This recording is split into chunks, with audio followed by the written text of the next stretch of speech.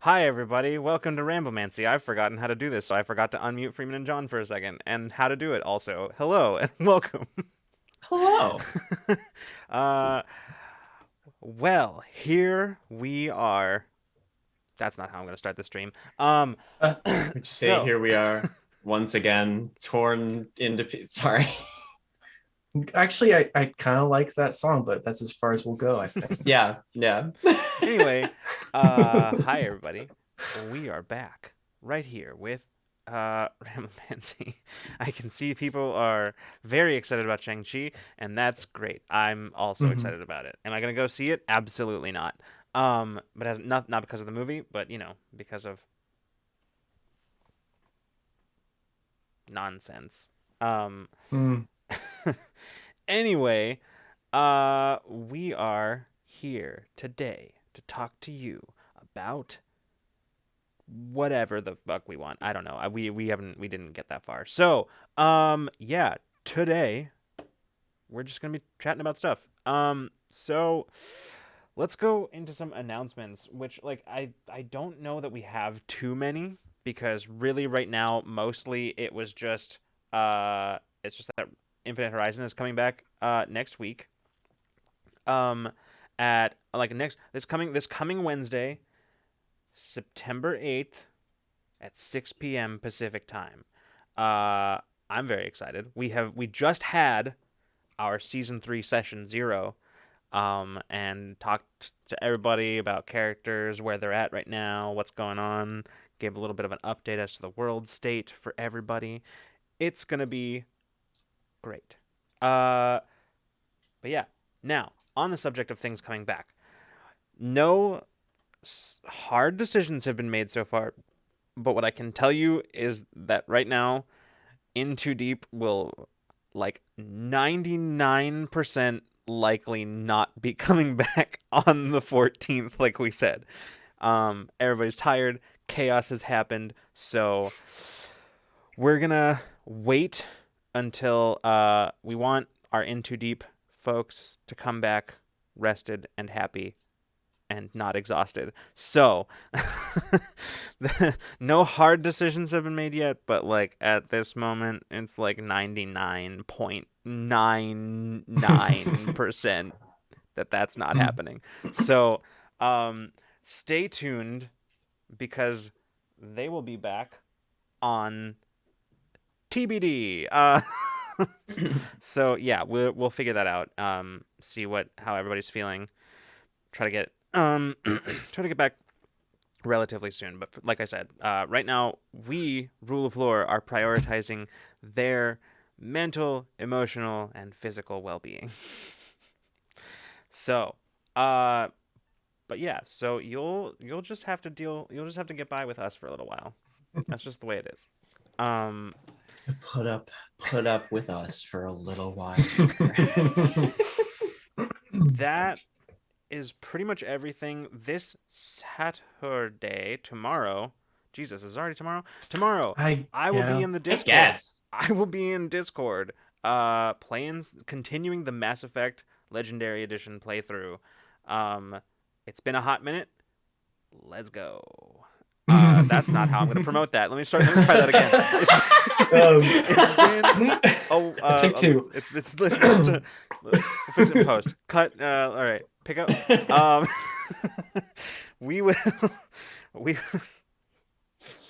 It's been a Clip that long one out of the time. pod. It has been a long time since I played last, and we are Yeah. just at the beginning of Mass Effect 2, which I'm very excited about because I love that game, and I have no compunctions whatsoever about making all of you watch me do the resource gathering minigame for several hours. So that's what you have in store for you.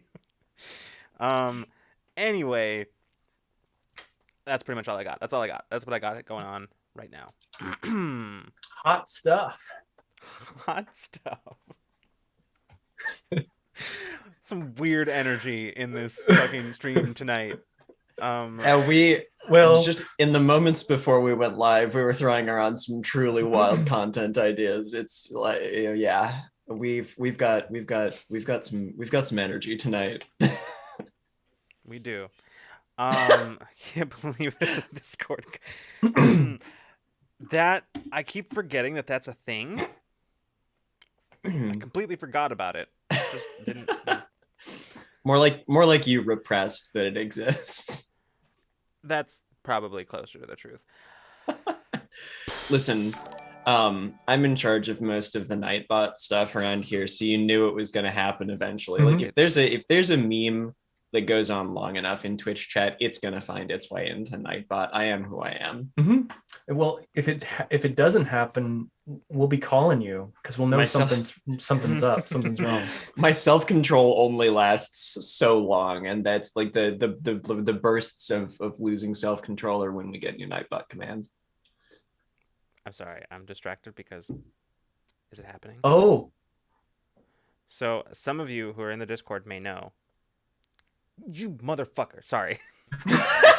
Some of you who are in the Discord may know that I have a small furry resident who is, oh my god, okay, sorry, I'll get to that story in a second. First of all, Typhonia Starheart, thank you so much for the follow, welcome. Geekouts, thank you so much for those gift subs. Wow, thank you so much. mwah. um yeah, welcome everyone. I think we were sort of like unofficially, like informally calling ourselves lore keepers or whatever, but that really hasn't stuck. So we're probably not going to do that. But you got scrolls now, so many, yeah. So Well, since it's a Friday night, welcome to the Ramble fam. welcome to the Ramble fam. Exactly. Yeah. That's what we're doing Love tonight. that. No, as I was saying, as many of you who are in Discord know, I have a certain furry resident that has taken up has sort of become a tenant of the inside of my walls, and I've been trying to capture him. I even went so far as to buy a catch and release mousetrap that he is either too smart or too stupid to get into, and I don't know which one would piss me off more, frankly. I really do appreciate the thought of a mouse that's just like, darling, it's going to take so much more than that to capture me. Like, I just watched him go into it, and I was like, did we get there? And then he like ran right back out. So anyway, if you see me looking over that way at any time during the stream, you know he's over there, and I'm upset. Okay, so this mouse is like Martin or Mateo from Redwall series who like took some levels in Rogue and like Yeah. was checking for traps and was Genuinely. just like, nope. No, here's the thing, Geekouts. I absolutely did bait the trap with peanut butter. That is what is in there, as well as seeds of a variety of types. And he just won't go in there. And I don't know what the problem is. Anyway, we're not here to talk about that. We're here tonight to talk about absolutely anything else. Well, Man. first of all, did you give them a name at least? So no, I did not. However, the mouse has been given a name I did not ask for this, but apparently, according to a 4-year-old child, the mouse's name is Mitch. So Mitch the mouse. Mitch the mouse. Kids. It worked. I guess that works. And I have not said it out loud until this moment, but I have now live on the internet, so I guess that's fucking canon now. Mm-hmm. Mitch the mouse and the adventures thereof. Yeah. Maybe they have an allergy to peanut butter. Well, I've seen them eat like the peanut butter that I left to bait the previous trap, and so like I doubt it. I'm sorry. He's going wild right now. He's just running around. Wow. He's got the zoomies. Crazy. I guess. Anyway, The Adventures of Mitch the Mouse and Lucas the Human. God. Okay. We're here to create content, y'all. Mitch merch. Yeah, pretty soon I'll have mouse cam and then just have like Yeah. Hashtag Mouse and mouse and Mitch. Hashtag and Mitch. hashtag. Yeah, we have hashtag. Listen, Damn. Mitch is a contributing member of this operation. I'm so upset about this. I like anybody who has talked to me in the last several days uh, they know. They're aware. I've ranted about this. Look, we're not talking about this, okay? Let's move on. Let's move on. Conversation over. End of discussion. Turpanda wins this. Mitchy Mouse? No, absolutely not. Damn. There is no ball pit here. No questionable ball pit that someone has probably beaten. Anyway, so what besides that do we want to talk about? Because that we're done with that now. We've exhausted that topic. By executive decision, we have exhausted that topic. All right. So this was one that I thought of earlier because as anyone who follows me on Twitter is well aware of right now, I fully have Metroid brainworms, which just I've been thinking a lot about video games and what I like about them. But like, I suppose my question is, this is question to both like cast and chat. Like, what's your make or break thing for a video game? Like, either phrased positively, like, what's something in a game that you look at or you test it out and you're like, yes, I'm playing this right now, or you look at it and you're like, okay, it didn't do this thing, I'm out. Like, I'm curious. So just because I want to make sure that I understood your question, it's like you're like a make or break thing for like whether or not you like a video game. Okay. Yeah. Like for me, for instance, it's kind of like a toss-up between two things. One is movement and the other is sound design. Sound design I really, really like, just because having good music, not just good music in there. Thank you, Chad, for the poll. Having good music in there. Excellent.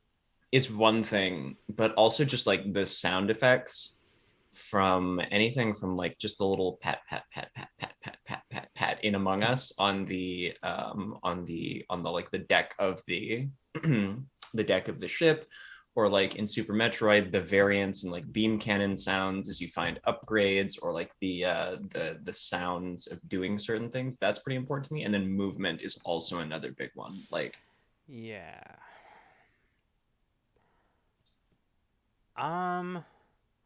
The thing is, I don't know. It depends on the type of game that it is, because like I have make or break things depending on the type of game. Because like if it's a game that is like for instance, I've been really into Ghost Runner lately. Those of you who are in the Patreon Media Club, y'all know what I'm talking about. And Ghost sale Runner on Steam this week, huh? or this weekend. It's actually on sale. It is this weekend on Steam. I got an email about that. Hell yeah. Not sponsored, by the way. it's a 3D action platformer, right? And like that's what I got it for, because like you said, the movement, it felt good, all that kind of thing. But like the story is fine. It's sort of secondary at best. But like, so I could say that story is sort of a make or break for me in a game, but I didn't go into that game expecting a great story. I went into that game expecting a 3D action platformer, which is what it is, and did very well. So like, I don't know that I have an answer to that is like, yeah, actually, Nico, you know what? That is a good, there you go, strong game direction. I think that probably sums up about what I was about to say. Strong game direction. Like, did it do what it set out to do effectively? Great. Does it have the things that I would expect of a game of this type? Great. You know, that's sort of my generic answer, assisted by Nico. Yeah, basically, like, does it deliver on what it's promising, more or less, kind of, or does it deliver on what it wants to do? Yeah, exactly. And like, this is not entirely what I meant, but I think I agree with Nico on this one too, which is Nico says, I like games that know what they want to do and do it. If your game has 40 mechanics and only 5 of them are vital to what it wants to do, that's a failure. I tend to agree. I recently got back into, Matt will be happy to hear that I have recently gotten back into Dragon Age Inquisition.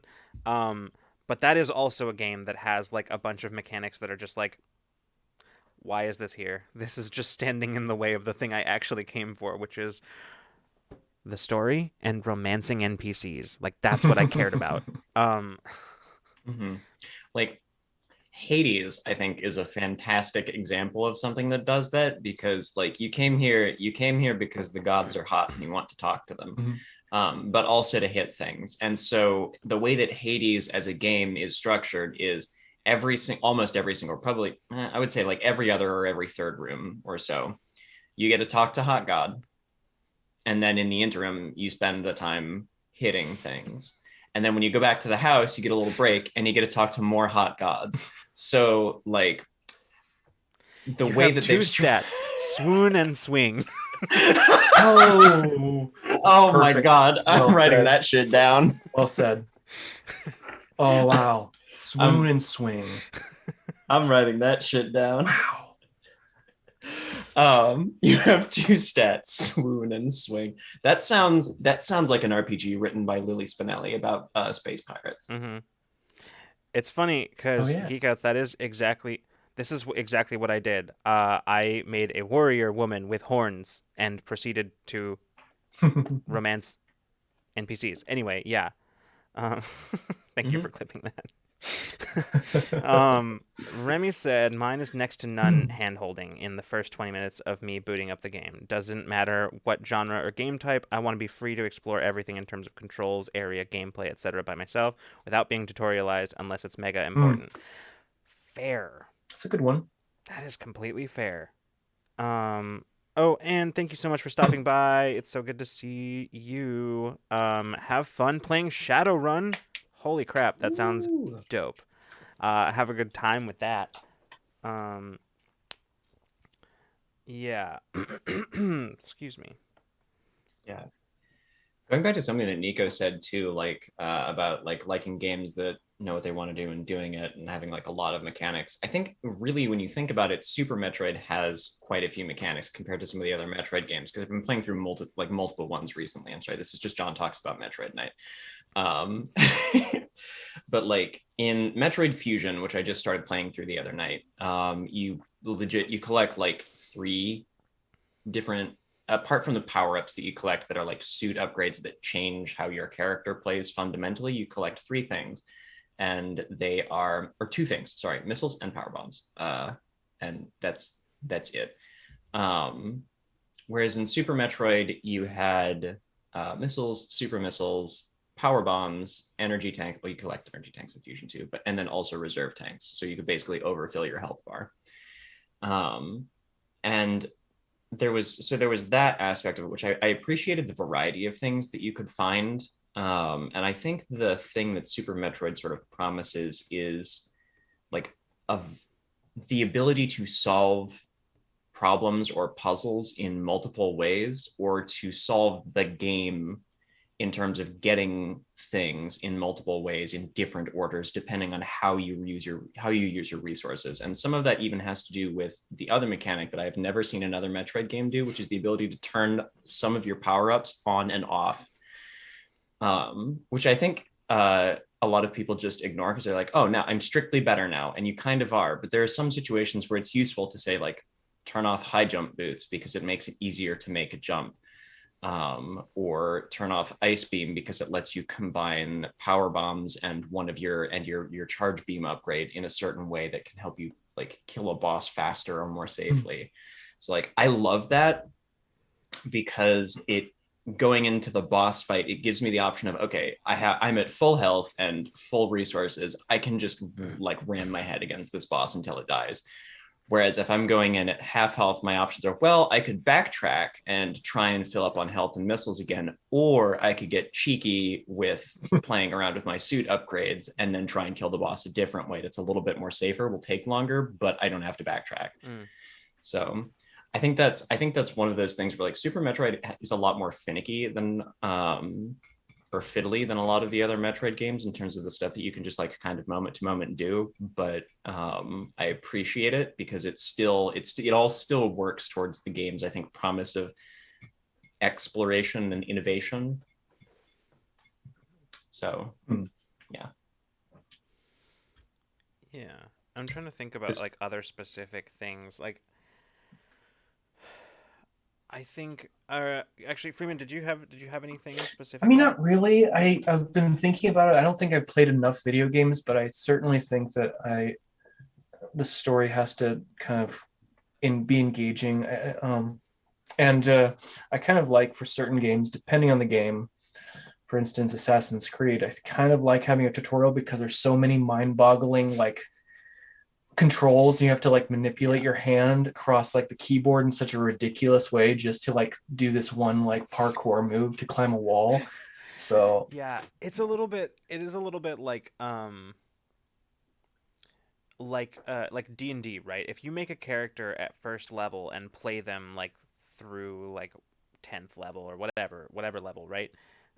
You have a firm grasp on what that character does. But if you make a character at 10th level, then you're just like, there's so many things. I don't know what all, and you don't remember what any of them are ever at any moment, especially the relevant moments. mhm. And it's a little bit that, right? Like you want to have, I agree with Remy's whole thing about like not wanting like overly tutorialized, but I want to Yeah. get more specific because I also hear what you're saying, Freeman, because like on some level you want to be have those things given to you like sort of piece at a time so that you're not just like for me anyway, I don't want just want Mhm. like here's a thing, go wild, all the stuff you can do, it's all there, go for it.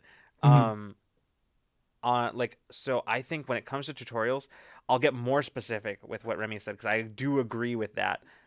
But what bothers me about tutorials is like, here, involuntarily pause the game, and here's a like 3 paragraph tutorial thing for you to read right now. And like, or you could just tell, like, have a little thing pop up and say, hit this button to bring up this menu, and then do that. Like, that's what I give me that. Or like, the way Ghost Runner does it is it'll like give you like a little thing that's like on screen, like a visual indicator that says hit this button to insert X kind of thing, right? Like exactly, Nico. The Yeah. best games will tutorialize you without you noticing. Exactly. Like when you collect, say, charge beam in Super Metroid, it'll just say press and hold X to charge, and that's what you get. And so you're like, okay, cool. And then one of the other like mechanics in like there are two different ways you can jump. Basically, one is kind of a vertical jump where you just like your character just jumps straight up and straight down. You can kind of input kind of left and right to navigate yourself, or there's like more lateral jumps where you somersault. And so the first time that you somersault jump after picking up charge beam, you'll notice that your character like flashes, and if you hit something while you're doing that, it takes the charge beam, like it takes your charge away, but then you kill whatever you hit. It doesn't tell like it doesn't fill you in on the whole paragraph of doing that. But the first time you somersault jump Mhm. with a chart with charge beam on, you're like, oh shit, cool. Yeah, Like cause like nothing pisses me off more than like when I'm playing a game, I'm like very excited. I've just started playing it for the first time, and then all of a sudden it just pauses right smack in the middle, comes to a screeching halt, and goes. So you're probably wondering how I ended up here, and like, please stop. I just want to play the game. Like, if Mhm. it's tell me Absolutely. if it's relevant. Like, don't just make me stop at this moment to read about a thing that I am not going to need right now, that I only might need at some point, and that I will absolutely not Mhm. remember because either I like am skimming it so that I can get back to the game as fast as possible, or have fully ignored it so that I could get back to the game as soon as possible. Mhm. mm-hmm. Yeah, in most games, I did not come here to read 500 words about how your game works. I came here to play your game. And if I have to every 5 minutes for the first hour of playing your game stop and read 500 words and then Mhm. continue, I'm gonna get so bored. Yeah, I think like my favorite tutorial is kind of like when you're escaping from Helgen in Mm-hmm. Skyrim and you're going through the tunnels to escape with what's his name, whichever one you follow from the Imperial soldiers or the other ones that yeah. Uh, I think that's my probably my favorite kind of tutorial because it's not I didn't really notice it was a tutorial, but it kind of is telling you like how you can sneak. You sneak past the bear, or if you're feeling lucky, you can shoot arrows at the bear, I guess, if you want to. I like to sneak past the bear personally. The Imperials are the racists. Correct. I mean, Yep. let's be real. Skyrim is a game wherein you choose wherein it asks you to choose between colonialists and nationalists Yeah. and uh it asks you to choose between those things, and everyone goes or, and then fucks off for the whole game and never once interacts with it. Mhm. Yeah. Oh yeah. Yeah. Littlest drummer also said, I like when games have NPCs that show you how to do things just by like being there or being around. And the example they used is because Rachel came across this last week in the Super Metroid stream, but like the bird in Super Metroid who shows that you can shine spark well after you have picked up Speed Booster, which lets you run, as it sounds, really fast. But if you go back out of, to the next boss area, basically through the intended route, you'll accidentally fall into a pit that you cannot get out of unless you use one of the like secondary abilities of Speed Booster, which is Shine Sparking, which is where you get to top speed and then crouch, and it basically stores all the momentum in your suit, and you can just jump infinitely in any direction until you either hit something or you run out of health, because it drains your health. It won't kill you, it'll stop you before it kills you, but there's just like a little bird that you are trapped in here with, who will run to the end of the little thing, crouch, and then they'll shine spark up, and you're like, wait, can I do that? And then you try it and you're like, what the fuck, I can do that. Nice. Or for instance, like even something like Stardew Valley, where you walk, this sounds super simple, given that like, they give you a fishing rod, you expect that you're able to fish with it, but you walk past people on the docks who are sitting there and like throwing their little fishing rod out. It's like, hey, remember you can do this? Rose, hi. Thanks so much for subscribing for 9 months. 9 Woo. whole months. That's so many months. It's almost a year. I thought for sure you were going to go, it's almost 100. I thought that's where that was going. I thought about It's it. almost I 100. genuinely thought that's where that was going. I thought about it afterwards. Yeah. Welcome, Rose. Yeah. Tutorials, am I right? I say as I struggle to remember the thread of the conversation. Yeah, I think like really what we've kind of arrived at is what Jolly Old Nicholas said, which was, I'm struggling to remember what the tutorial looks like in Hades, which I think means it was a successful tutorial, and I think that's kind of what we've arrived at. Is like, if you're going to tutorialize me, like, then words. Hide it. Don't make it obvious, right? Mm-hmm. Yeah. So like, yeah, I'm trying to think if there's like other specific. I don't think there are any other like I don't know. Like everything else that I can think of that's make or break is very specific to game or genre. Mm-hmm. Like yeah.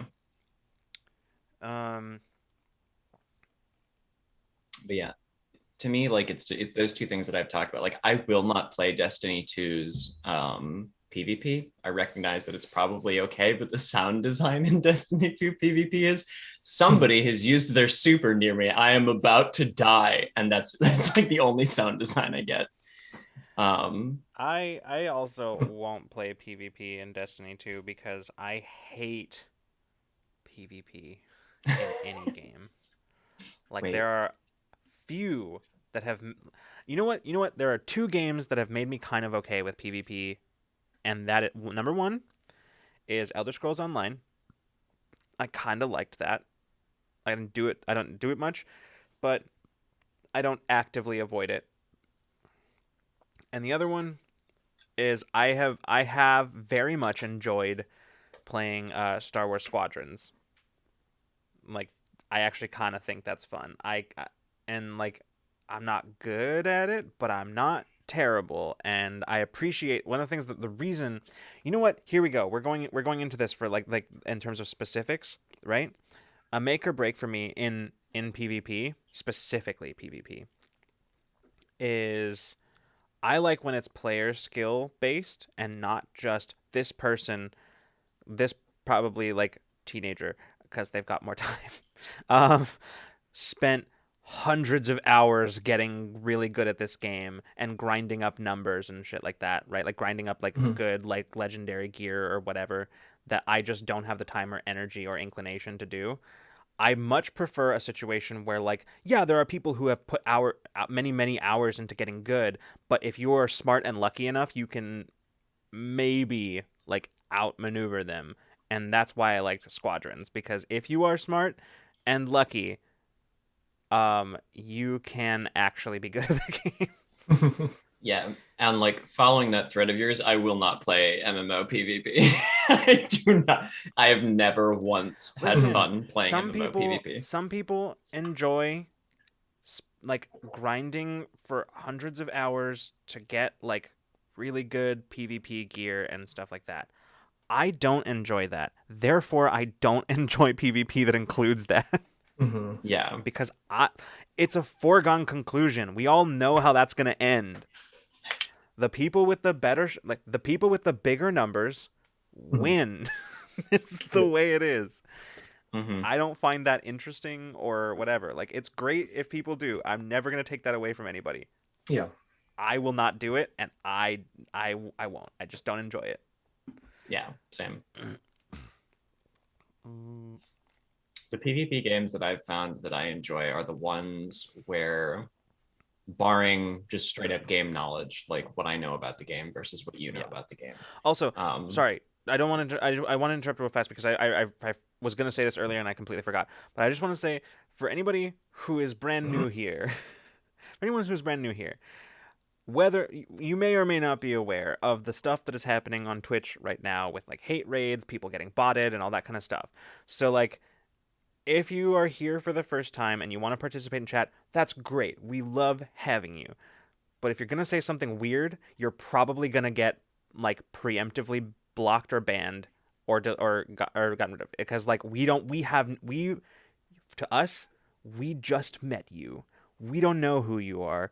And so if you say something really weird, you're gonna get blocked or banned preemptively. And I'm sorry that that is the case. That it sucks that that is the reality of the situation, but that's the way it is. So like, maybe if you're brand new here and you are not a bot or like somebody who's coming in to like hate raid or do some like weird shit, just say hi. Start with hi or something, kind of normal that lets us know that you are a person who is not here with weird intentions. So that's all I got to say about that. We love having you here, but if you're going to be weird, you're probably going to get blocked. So, yep, it's Twitch is a lawless place right now.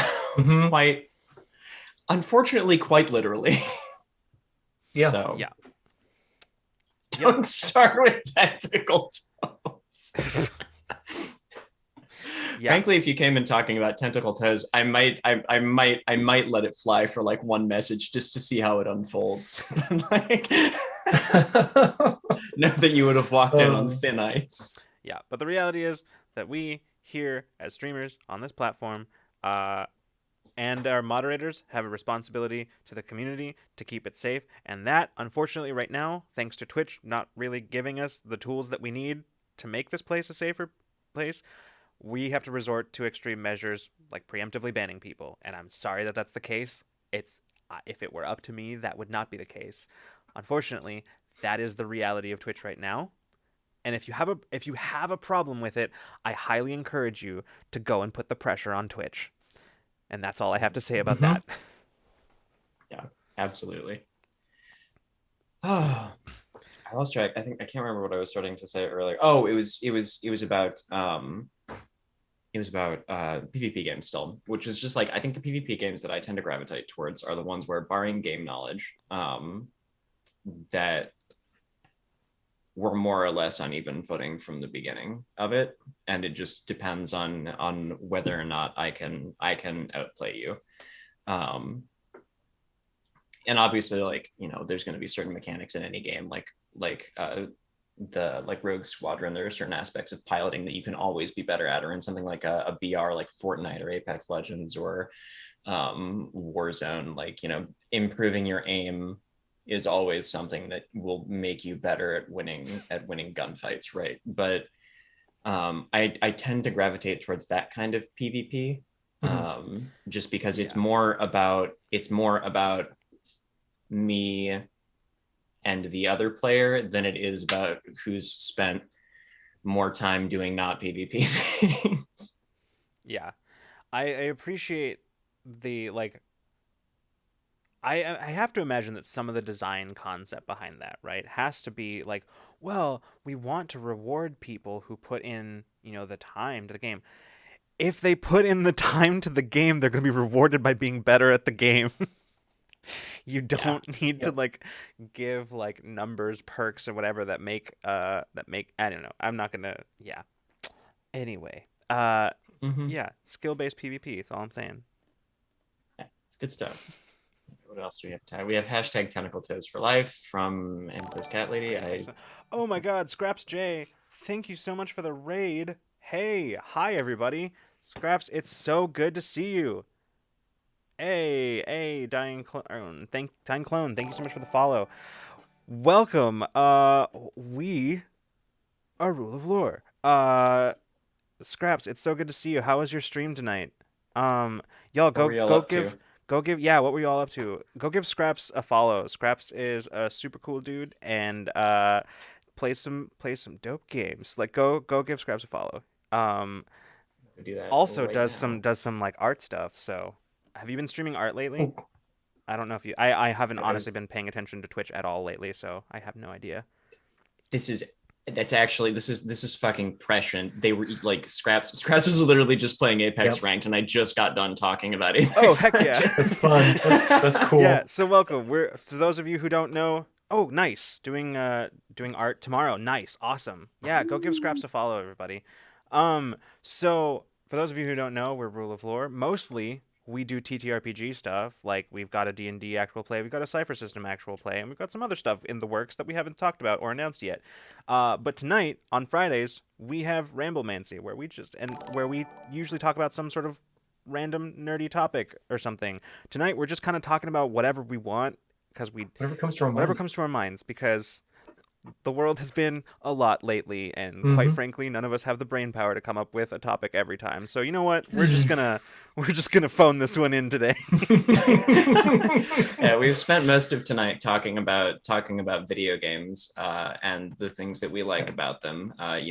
Game mechanics or aspects of video games that for us are kind of the make or break. Stuff that will draw us towards a new game if we see that it has it. Sutter o butter, thank you so much for the follow. Your username is incredible and I appreciate you. That's incredible. uh Don't mind us, just streaming through the apocalypse. Correct. Yep. Yeah. What were we Oh talking God. about? We just got done talking about skill-based PvP versus like numbers-based and grind-based.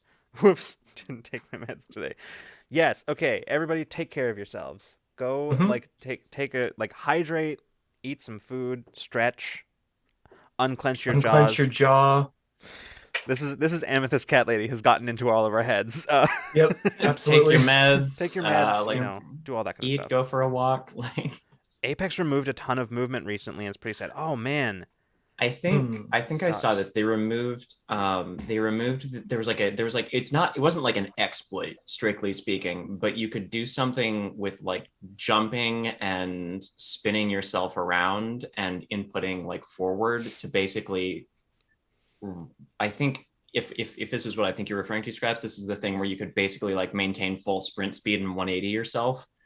He Yeah, said super glides. Yeah, super glides and tap strafing. Okay, I'm not sure. I knew about tap strafing. You're gonna have to remind me what super glides was. Yeah. I am waiting for them, by the way, for Apex Legends to put like Titanfall style wall running into that again, because I know you can kind of like wall bounce right now if you're good, which I am not that good. But I'm waiting for them to put like Titanfall pilot levels of wall running back in, because that would be absolutely wild. As someone who has Geekouts, thank you so much for giving Scraps the shout out. I appreciate that. I keep forgetting we have that command set up now. Did a As while ago. Yeah, as someone who's been playing a lot of Ghost Runner lately, I appreciate a good wall run. Yeah. Oh, okay. Yeah. Like super glide was a short slide off of a small object. You would gain more speed on a short slide than a long one if it was to the side. Okay. I remember way back in the Tribes of Sound days, that was kind of a thing where you would like basically slide yourself off of a tiny little object to gain the like basically the acceleration from gravity pulling you down, sliding off of something to go even faster. Oh man, I remember doing that in real life, I think, once. And I don't think it ended very well. No, I can imagine not. That's not how reality works, Freeman. This sounds like a Freeman TM story. I was like... literally just thinking that, like the the classic Freeman story. Oh. They always start with Freeman saying some like random bizarre bullshit and then telling a story, and all of us going like, "Why are you saying this like it's normal?" How are you alive? That's a good question. Get back to you on that when I've talked to my to my folks.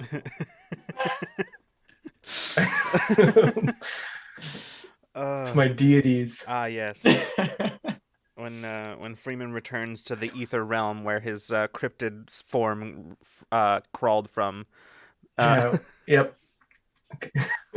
Spaces between things. Yes. The spaces between what is and what is not. The twilight between waking and dream. The murky pond from whence he came. Once a tadpole, now a free-range man. Behold, a free-range man. Yep. I love how anybody who's still here from the raid just got like a really quick snapshot of everything that Ramblemancy is. On topic, kind of serious, talking about some stuff, and then fully somewhere else into the realm of the ridiculous. This is a perfect, like, you just got exactly like full, like, concentrated dose of Ramblemancy. Fucking Ramblemancy, friends. Important question: sour ale or whiskey? I hate sours, so but I also don't like whiskey. So this is a real Sophie's choice of terrible for me. See, for me, it's an easy choice because beer destroys me, but whiskey does not. So I will drink whiskey. I don't drink it often, but I will drink whiskey. Actually, my little brother used to get this really good, like this really good blend of whiskey when we lived in Iowa still. It was called Private First Class or something like that, but it was very smooth. And yeah, no, like I don't have much to say about it because I don't drink whiskey that much, but I think I caught him. Wait, you did? Oh, I think he went in. He live? Yes. So for everybody who is not aware, there is a mouse that has been residing in my abode. Like I just at this point I'm just coming up with increasingly out of the like just convoluted ways of not saying there's a mouse in my house. Anyway. Yeah. Nope, never mind. I didn't catch him. Damn, close, you motherfucker. He got your hopes up and then just dashed. No, now I think he did. I think I think I heard something. Oh yeah, I got him, motherfucker. That's right. Okay, cool. Mitch okay the mouse has been apprehended. I'm okay now. Wow, mission accomplished. All right, And live too. Live on the internet. 36 minutes to spare. Don't worry, it's catch and release. Just so you all know. Yeah, it's a catch and release mousetrap. Mitch will be set free far from where he currently is, unless he's like way smarter than I give him credit for, because then he might like try to actually find his way out of it. But does anyone in chat know where Redwall is located? Yeah, does anybody have the Google Maps like data for Redwall? Is it north of Tamanoas Rock? I can't remember if it's north or south. Does anyone know actually? Tamanoas Rock? Wait, that's not the name of the mountain. Is it Salamanstron? Someone remind me. Tell me where the mountain was where the Badger King hangs out. And it's like, is it Badger King? Someone help me. God, the sheer chaos that just sprung up in the last few minutes. Yeah, it actually, has anybody talked to Mrs. Frisbee lately? Do we know where the Rats of Nim are hanging out these days? I will say, Scraps, to answer your question, I can and have suffered my way through a soured ale. I'm not a big fan of whiskey. I think I'd probably choose the sour, but I wouldn't be happy about it. Whiskey all the way for sure. I don't know what it is. I think it's just that there's a lower sugar content native to, or like sugar and carb content native to a lot of harder liquors. But they tend to mess me up and my Crohn's disease up less. I've had beer before. Guts, no likey beer. Mm-hmm. Jonathan is like kind of okay with beer. Guts, no likey. Yeah, I was once into hops for a while. I know, but no longer. Like I like the smell of certain hops, and there's certain kombuchas, hard kombuchas out there in like the 4% ABV to 6 to 7 ABV that have like a little hoppy thing going on. That's a kind of has a sweet smell. Like there's a little floralness to it. I kind of like the taste, but for the most part, hops are no longer a thing in my reality. So Fair. I just now saw the pun and Amethyst Cat Lady. I see you. You might even say that tonight's episode of Ramblemancy could be titled Mission Impossible. Well, that's all we have time for forever. roll credits. God. Curtains close. I'm very upset with you. Just the look of disappointment on your face before I'd even said it was all I needed. I knew it was coming, and it was just it was so much worse No, than anything that I could have any previous experiences prepared me for. That was awesome. I loved it. I was surprised. You took me by surprise. Thank you, John. I honestly was not. Excuse me. I live to serve. He's doing his best to try to get out of there, but I'm not going to say anything that will guarantee ironic consequences later. But let's just say that like he's in there. So that's what I'm going to say. Anyway.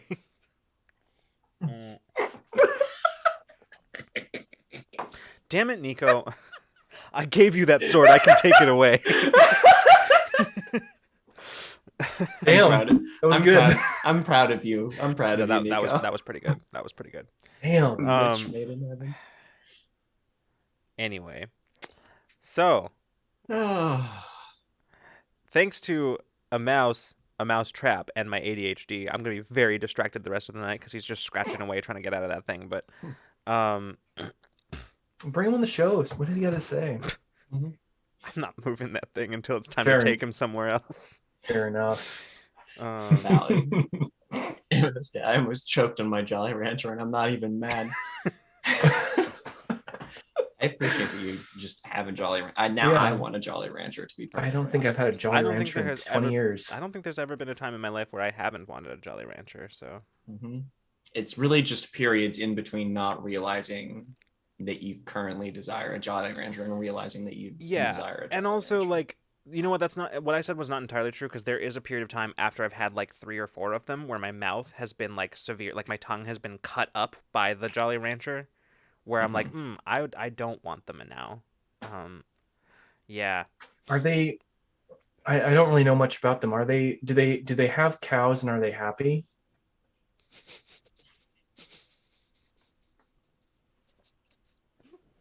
Excuse me. Excuse me. Yep.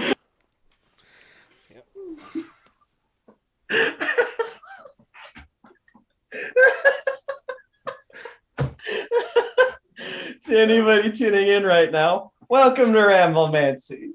It's great to have you here.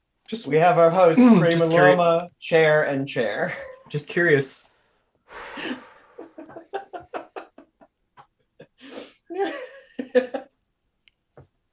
Well, I was just curious. I don't know. Thanks. This is better than the butt puns episode. I mean, you're right. He's out of line, but he's right. I know. That's why I'm down here. This is the right zone. Okay, I have to get out of this position now because I am the only parts of me that are on this chair are my upper back and my head and neck, and the rest of me is just hanging off it. So one moment. Yeah, no, yeah. Hello, chat. I'm back. Pure mayhem, as all rambles should be. Yeah, I agree. Sometime I'm just gonna do an entire episode of Ramblemancy from the floor.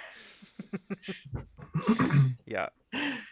One of the things that cracks me up is when like the command in Bree's chat where it's like Bree is currently on the floor or like something. It makes me laugh every single time. It makes me laugh. I made that. Yeah. Please hold. Bree is currently on the floor, I think is what it prints in chat. It cracks me up every time I see it. It's great. There was just a string of Thursdays for months on her channel where it was just fucking cursed. Like either Spiritfarer would do something like horrible and emotional, or the game wouldn't work, or the stream wouldn't work. And so there were just a frequent number of times where Bree was on the floor, and I was like, I feel like we need a command for this. Yep. And we do. Yeah, exactly. Mm-hmm. Oh my god. What a weird fucking night this has been of Ramblemancy. Listen, It's been a weird day. Just full chaos, like full on chaos tonight. Listen, we said it at the beginning. We have some energy tonight. I didn't say what kind of energy it was, just that we had it. Yeah. I had like a wicked insomnia from like 3 a.m. until 8, and then slept kind of most of the day sort of in a weird haze. I think that may have contributed to it, which is kind of cool. I think I'll try it more often. No, that's not how that works. It just happens. Yeah, I wouldn't. It's not great. Yeah. I'm trying to think of like I'm sorry, my brain just fully went blank. Oh. Cuz as I said, I was trying to think and it just wasn't working, so I gave up. Bailed out. So Mitch, what do you have to say about all this tonight?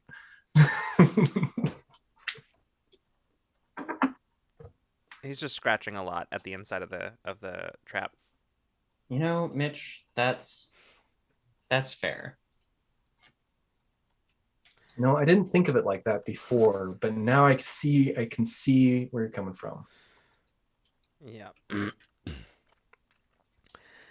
That's very distracting, by the way. The scratching sounds coming from over there.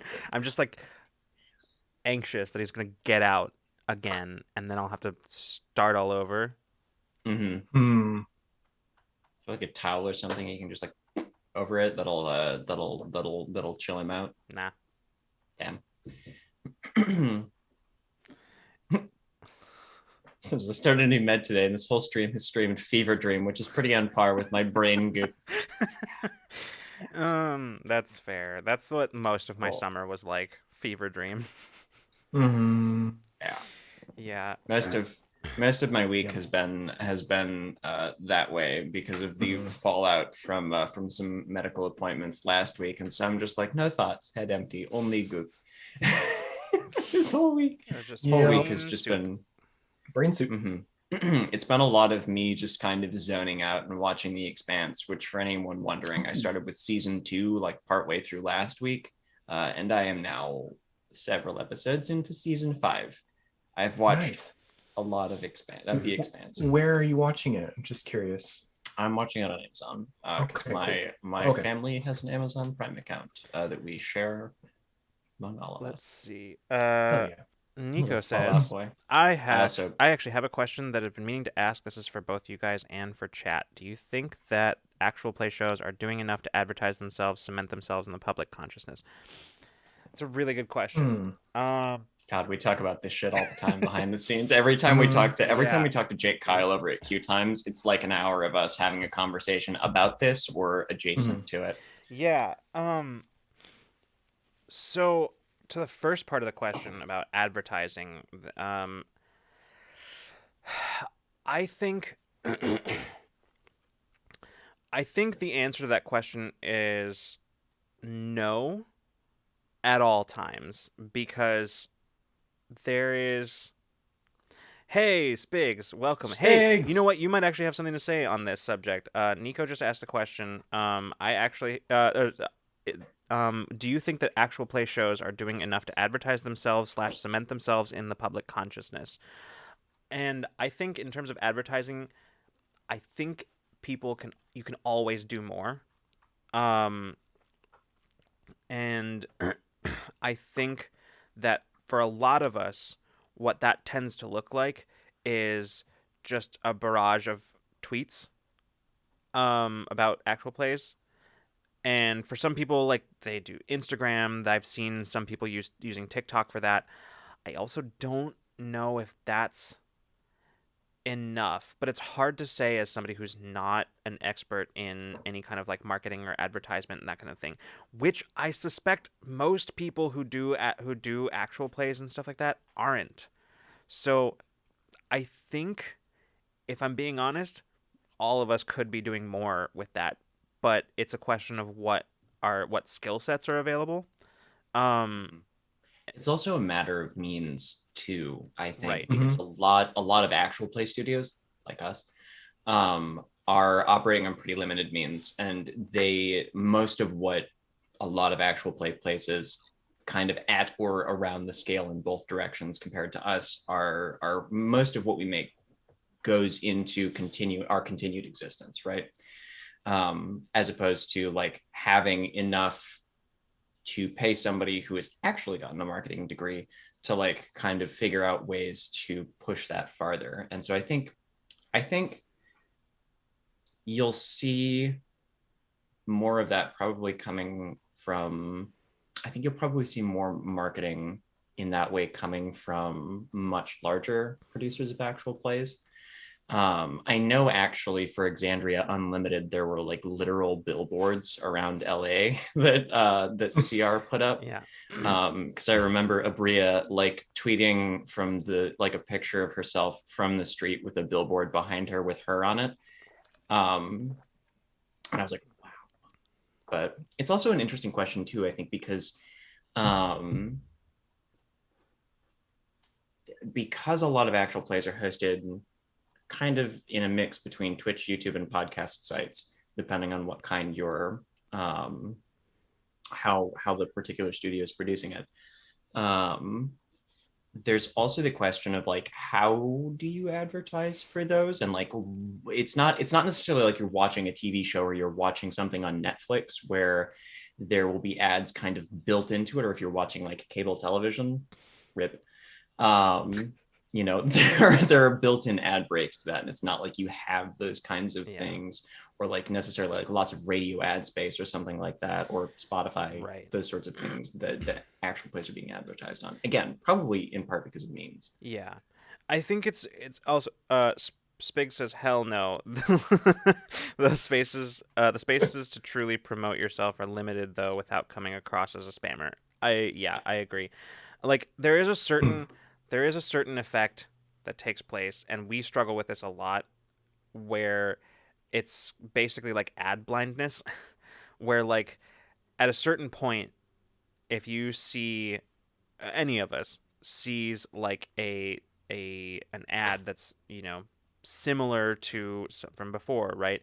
Um, like that's one of the reasons why we had the push to make like have GIFs made, is because the same image like of Infinite Horizon, like the Infinite Horizon promo image, like tweeted out week after week.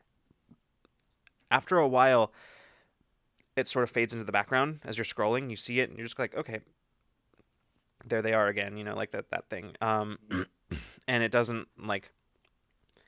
Yeah, it just sort of fades into the background. So that is also an issue when you're just like when your sole means of advertising is like Twitter or social media. That tends to happen. It's true Yeah. even not outside of social media. It happens like with posters Mhm. and things like that. Those kinds of things you just sort of. Yeah. I wanted to also go to the other part of this question, which is about cementing themselves in the public consciousness, which I've chosen to take as a separate thing because I think it is a separate thing because there's a difference between advertising for a stream and creating an audience for a particular type of content.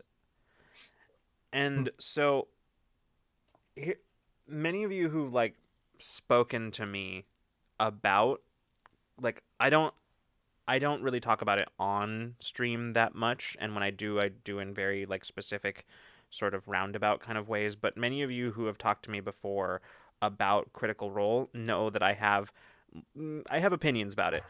But what I will say about them is that even though they're not doing what we are doing, like they sort of exist in a kind of different like facet of the same thing. Like on the surface it looks like we're doing the same like the same type of content, but they are really sort of operating in their own kind of like technically yes we are in the same galaxy, but they are way the fuck out there where we can't even see them. Um, they're doing kind of a separate thing entirely. I'm not going to go into more detail on that because that's not relevant. But what I will say is that what Critical Role has done is that it has created to a point has created sort of a demand for this type of content, right? Like I it's a bit more nuanced to it than that, I think, because there's yeah, but I think that kind of thing does that. One of the reasons why those of you who tuned into Ramblemancy recently know that we are collaborating with Q Times. We'll have like official promotion stuff out soon, but that is sort of in a lot of ways us like we've spoken with Jake over at Q Times like off camera before, and one of the things that we're all pretty much committed to doing is creating this like basically creating the rising tide that floats all boats essentially, right? Which in this case involves really just putting streamers together and content creators in the TTRPG space together and having everybody help lift each other up, because that really truly is how we do what you're asking about, Nico. At least in my opinion, it's the best way that I know how to do that. Because if you think about it, Q Times, they have their audience, we have ours, and there is a certain amount of overlap for sure. But but then we have through doing these like kind of big collaborations, we essentially share that audience, and sort of Q Times grows and we grow our audience simultaneously. So like I don't know, Mm-hmm. I to answer your question, I think we could always be doing more and should be, because those of us who are committed to being in this space also need to commit to not just reaping our own harvest, but also um, fertilizing the ground for those who come after us, right? And I think that's how we do it, right? Like Mm-hmm. that's, I mean, I don't know. I think I could probably end up going and like talking myself in circles about this, and probably have already started doing that, but yeah. Yeah. And from I know we talk about ways to support your favorite content creators. I feel like that conversation goes around often on Twitter and other social media sites. But another thing along these lines that people on the other side of this can do is just to talk about it in online spaces. Like the Twitter algorithm goes a long way, and a lot of social media algorithms go a long way to suppressing advertising that's not paid for, because they want people to pay for their advertising, which is unfortunately exorbitantly expensive. So like just talking about content creators that you like on Twitter, making clips of their streams even, and stuff like that, for like to post, making edits or gifs or things out of those, any number of ways, just putting the content creators that you like and want to support in your feed, for other people that follow you and that are related to you to see, is a way that the space grows too. I also like what Spigs said here a little while ago, which is if you had a budget, of course it would be different, but most of us are actually taking a loss between time and Zoom costs and equipment unless you're a big channel. That's another thing that I think doesn't get talked about enough. And I'm going to take this opportunity to actually talk about it because there's a lot of conversations that you see going around about like people on actual plays being compensated for their time, like performers being compensated for their time. I do think that that's an important thing to do, but I think that the way that that conversation often happens is in a way that is missing part of the larger picture and operating under the assumption that the channel is profiting and not sharing that profit with performers. And the reality is that while there may be some channels that are in fact profiting, most of us are operating at a loss all the time. Yes, we get revenue from we get a shit revenue from split from Twitch. We get whatever we have in our like Patreon, coffee, whatever it is we have. But every single bit of that goes right back into the channel, and even if it didn't, wouldn't be enough to compensate the people behind the scenes making everything happen. And I think that's part of the conversation that often gets lost in the conversation about compensating performers on screen is the conversation about like, sure, yes, that's important, but the people behind the scenes should also be getting compensated. And like for the most part, most of us do this as like a thing that either as a purely a labor of love or as an attempt to make it a space where where it is a viable career, business, whatever, right? By laying the groundwork for those things, or any combination therein. So, and that's the thing that I think doesn't get talked about enough. Like that, basically everybody, all of your favorite actual play streamers and channels operating at a loss because the sheer amount of work that goes into producing a single actual play is probably well beyond, if you wanted to compensate people for that, well beyond what we get back from it. So like it is really, this is like really a complex and nuanced issue. And so yeah, sorry. Yeah. There's the base costs of our existence, which, you know, I think Spigs mentioned things like Zoom, things like, I mean, the all of us having good mics, cameras, and lights are part of the cost of our operation. The overlays that we use, character art that we commission, updating our logo, like you know, those are like all like little pieces of it that are, you know, when we have those amazing intro sequences with music by like Colin McGinnis, you know, like that's a lot of what that goes to, just stuff so that we can exist to a certain degree of quality. Yeah, and that I think that is a little bit kind of going in good segue into Nico's next question, which is, do you think actual plays have become a part of the zeitgeist enough to be attractive to the average consumer given the right marketing? Maybe.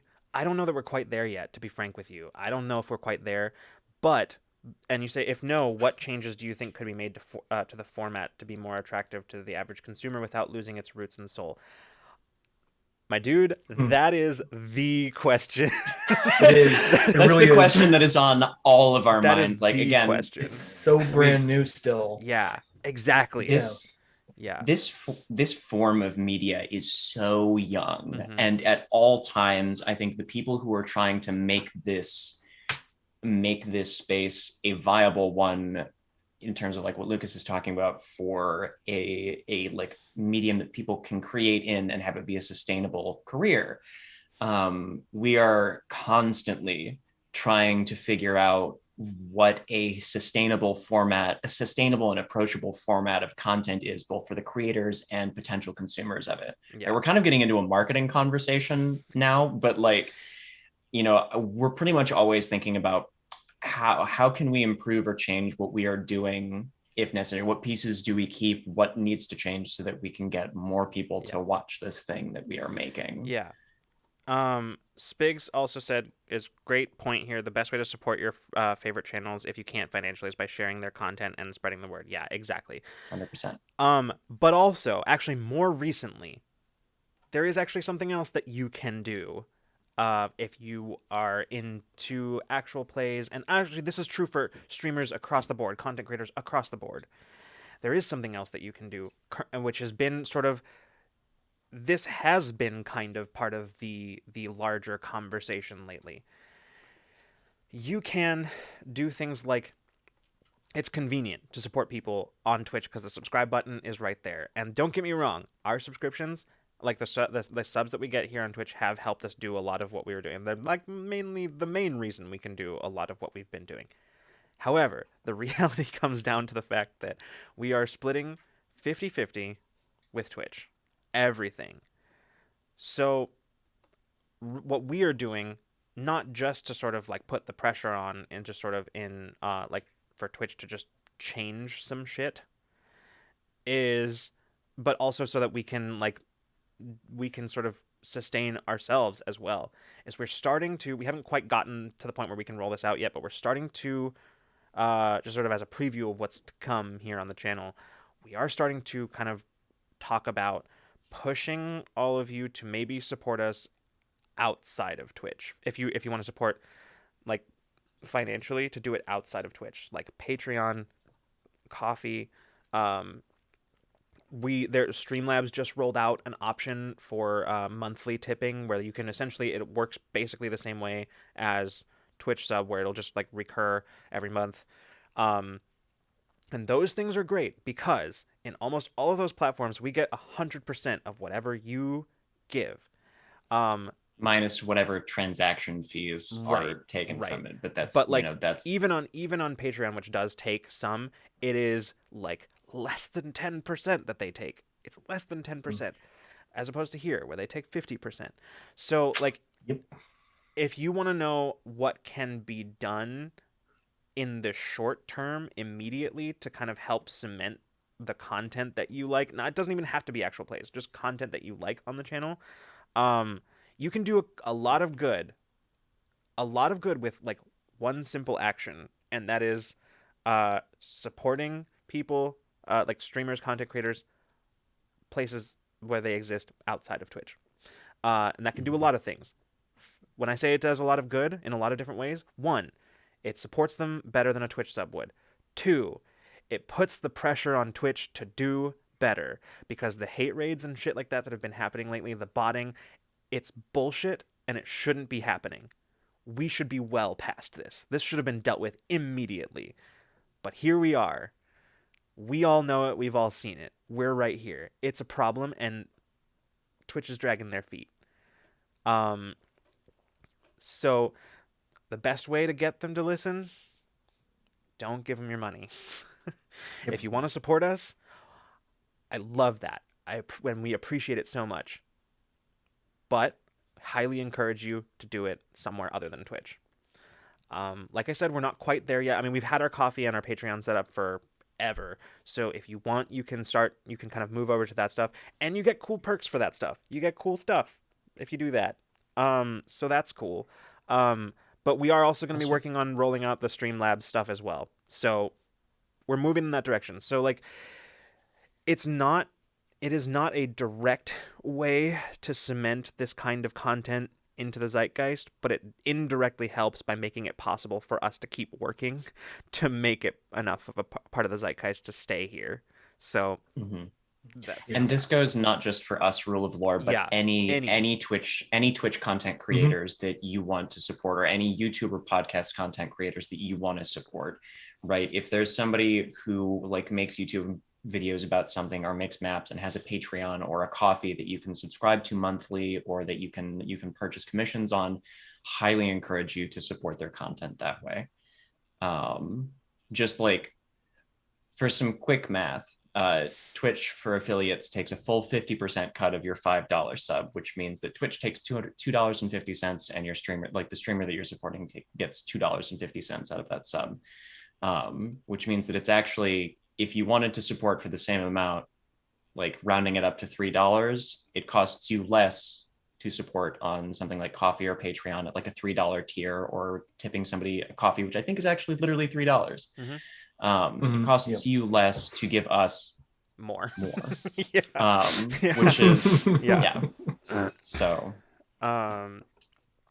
Spigs has a good point here, which is, and I think I kind of agree with this, but I also will admit I didn't read it all the way through yet. But I hate to say it, even admit it. If actual plays truly would cross over to the mainstream, I think you would have to lose some of its roots. The only way I see it going big time is with a full Hollywood type production and budget, and all paid actors, like with most mediums, like punk or rap music. They crossed over when groups or bands were created in a studio rather than happening organically.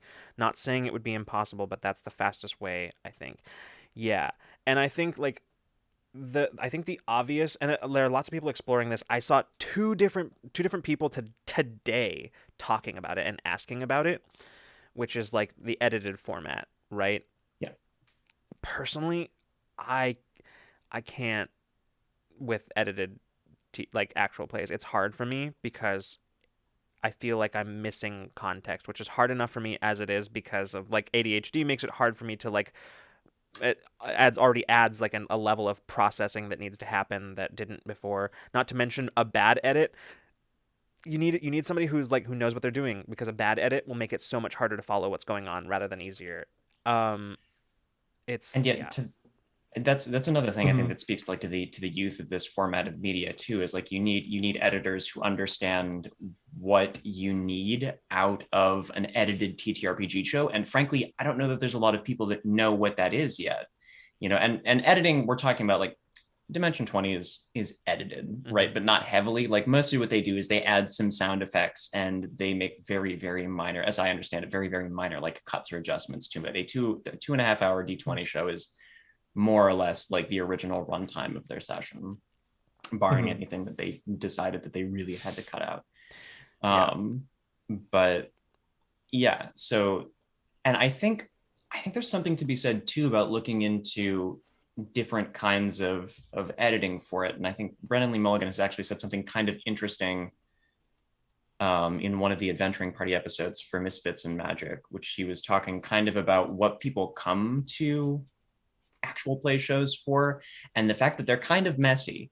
And I feel like that's a little bit what you show up for. You don't necessarily show up for something super polished, super clean when you're coming to an actual play show. You're there for kind of a little bit of that chaos, a little bit of the wild shenanigans. And so I think when you're talking about making an edited, more consumable product, you have to take into account where you're making edits and like what you're cutting out and leaving in. I think it's very different to like other kinds of very like jump cutty YouTube content. And I fully agree with what Spigs says, which is edit format loses some of the feel. It's a fine line between watching a group play a TTRPG and watching a sitcom or scripted show. Yeah, you see this a lot with Harmon Quest is a great example of this. I watched like one episode of Harmon Quest and I was like, okay, no thanks. Because they were doing something there that is not what I showed up for. And what I showed up for was like, a TTRPG show with like comedians and whatever. But it ended up being more show than TTRPG.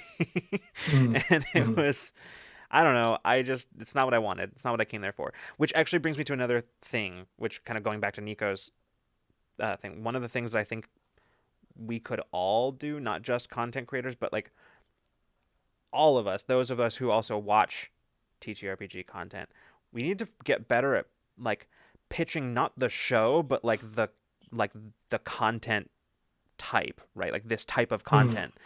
Like saying to somebody who's not already into the idea that they should watch like a show where like, oh yeah, some people get together and they play D&D on Twitch. Like, okay, sure, but is that going to get somebody who wasn't already interested in? I don't think it will. I was skeptical of Critical Role before I came to it because I was like, really? People want to watch other people play D&D? Like, I get wanting to play it, wanting to play D&D, but wanting to watch other people play it? I don't know about that. So, like, and, of course, we all saw where that went. Yeah. But, like, So that's the thing. I think all of us need to find different ways of not just pitching the shows, but also pitching the type of content. Um, and I don't mean pitch in like a professional sense, even like just even when you're talking to your friends who you think would really like an actual play. I don't know. It is very much a young medium, and I think a lot of it comes down to figuring out how any of this works, how any of it works at all. So Yeah, yeah. because basically, like when you think about it in terms of time investment, what you're asking one of your friends to do is take at least one night out of their week every week to watch one of the extended cuts of Lord of the Rings. In terms of time investment, you know, like a lot of actual plays, if you're including like break screens and everything else, are going to run somewhere. Like if you're talking about Twitch actual plays, a lot of times you're going to run between 3 and 4 hours. And if you're talking about you know, stuff that aims to be shorter intentionally, anywhere from like an hour and 45, an hour and a half, hour and 45 minutes to 2.5 hours. And again, 2.5 hours is a long movie. So like I think that's a good point, Lucas. Is working on pitching to your friends and people you think might be interested in working on. How do we pitch that? You know, because it's this weird cross between like, it's a serial format, right? You have successive episodes every week, but most shows that are like that, the runtime is 45 minutes to a little over an hour every week that you're being asked to watch, as opposed to 2.5 hours or 3 hours of content every week. And it's a much bigger time investment to catch up afterwards if you miss an episode because you were doing something that night. Yeah. Um, we can and have gone on about this forever, but unfortunately, it is the end of our stream time. Nico, thank you so much for your questions Thank you. because, like, as you can tell, probably this is stuff that we have thought about a lot and talk about a lot, and it's honestly very. It's not the kind of thing that I would be comfortable just bringing up out of nowhere. So I appreciate you asking because it's you know it's it's something we like talking about, but it's also I think important to talk about, and it's important I think for us to talk about it in a way that sort of removes some of the curtain to the for the process, because I think if this is going to be a thing that continues on, a type of content and format that continues on and has some sort of longevity, I think we all got it. We all have to like work together to make that happen. Not just those of us who are back here like producing the streams, but those of you who are watching it.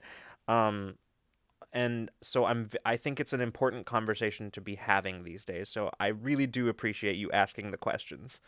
Um, yeah, exactly. Exactly, Nico. Um, Everybody, thank you so much for coming by, for hanging out. Everybody who followed, who rated Scraps, thank you so much. Go give Scraps J a follow.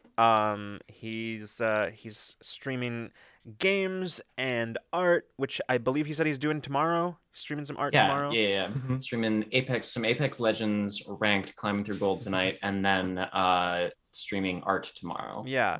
And yeah, so I will be in the Discord tomorrow continuing my Mass Effect playthrough, which for those of you who are unaware, the Mass Effect playthrough has moved from the Twitch stream, is now going to be played in Discord with the community. Y'all can come by, hang out, chat, or don't. You don't have to. You can just come by and watch. There is no pressure whatsoever to say anything.